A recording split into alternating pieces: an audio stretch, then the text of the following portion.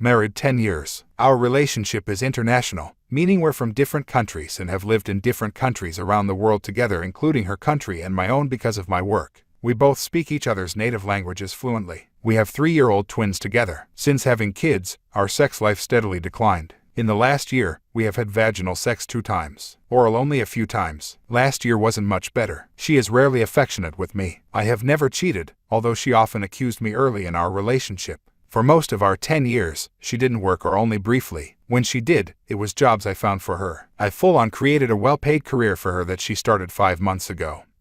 This is the longest she has worked, even when I was off work for a period of time on disability leave for a neurological condition a few years into our marriage.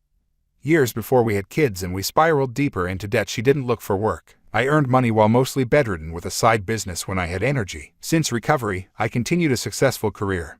Got us out of debt, traveled the world, etc. Not rich, but comfortable. I found out recently that she has been texting an ex-BF for months at least. She would message him and immediately delete her message and replies. I caught her doing something similar probably with someone else 18 months before and have long suspected.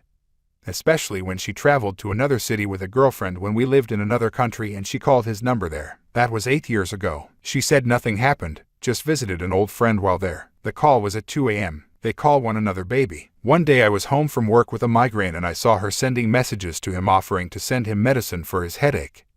Ignoring me, she went back to her hometown to visit family for a week during a national holiday and saw him during this time. I was left home with our children. I saw her messages that she was planning to see him there. She claims they didn't have sex. I don't believe her. I don't believe her because she lies and only admits the details I tell her I have specific proof of. I don't believe her because I'd confronted her that I wasn't comfortable with her having secret conversations with an ex-BF that she's constantly deleting. She told me that sometimes he messages her, but she usually ignores it. That I might get the wrong idea, so she deletes it. She says she will stop talking to him. A few months go by and I find she's been chatting with him almost daily when we're both at work.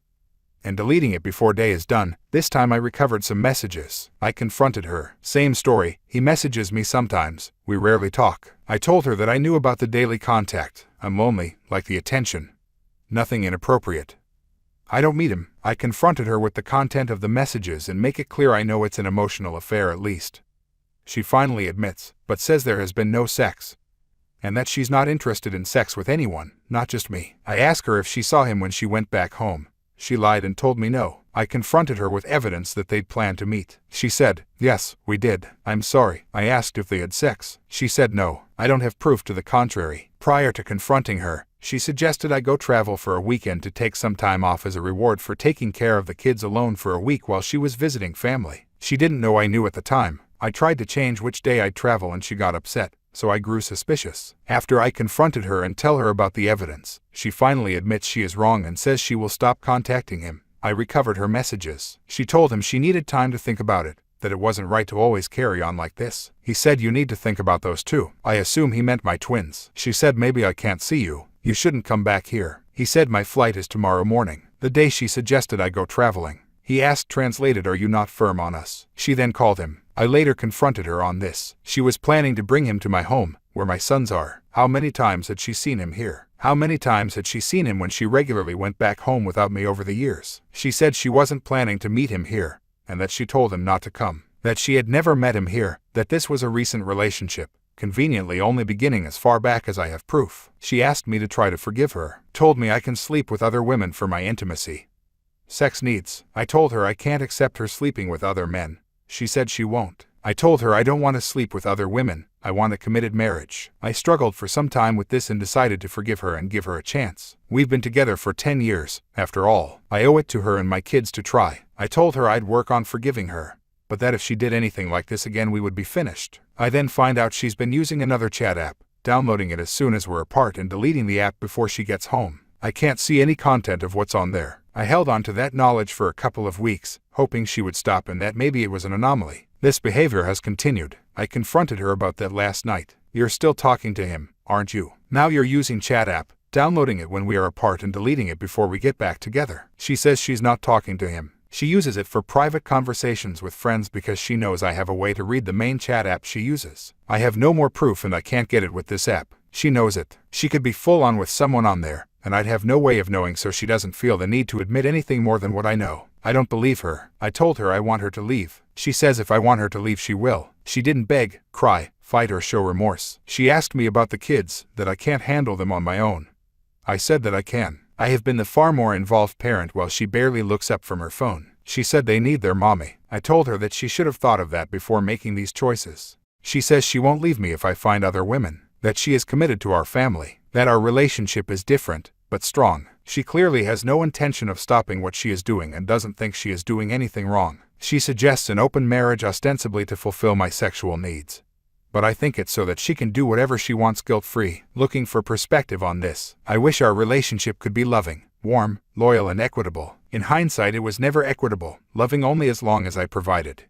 And perhaps perceived as loyal as long as she could hide it. I don't know what to do. It seems the logical thing would be divorce, keep my kids and move on. But love is illogical. There are also my children to consider. Should I give open marriage a try, just to keep my marriage alive? Should I end it now? I feel like an absolute fool. Update. Posted this in the comments, reposting it here for convenience today. Now yesterday I told her I won't do open marriage. I refused to share her and I won't be shared. Got her to admit that she slept with him all those years ago when she traveled to another city with a girlfriend.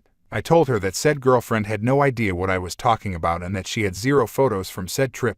That was 10 years ago. It doesn't matter. Can't you let it go? 8 years. Actually, yes it fucking does. No, I will fucking not. She says she cut off contact with him after that until this year and hasn't slept with him since. I do not believe her. I told her she needs to find somewhere else to stay. She refused briefly, then finally packed a bag and left. This isn't the end to this yet, but it is another step towards an end. Thanks to everyone for your support and confirmation of my feelings and thoughts. Appreciated. Update 2. The day I asked her to leave, but before she packed her bags and left, I sent her a couple of screenshots of the conversation she had with AP after I confronted her, saying that she needed time to think and that he shouldn't come back here. There were details such as him having a flight booked for the next day that she denied and tried to gaslight me on because it's in my second language and she didn't know I had screenshots. I just sent he screenshots. No accompanying text. She sent me a message. I'm so sorry that I hurt you. I don't know how to make you feel better. Nothing else. She hasn't seemed to try to make me feel better or even stop the behaviors that have caused me to suffer in the first place. Update 3. She left yesterday evening.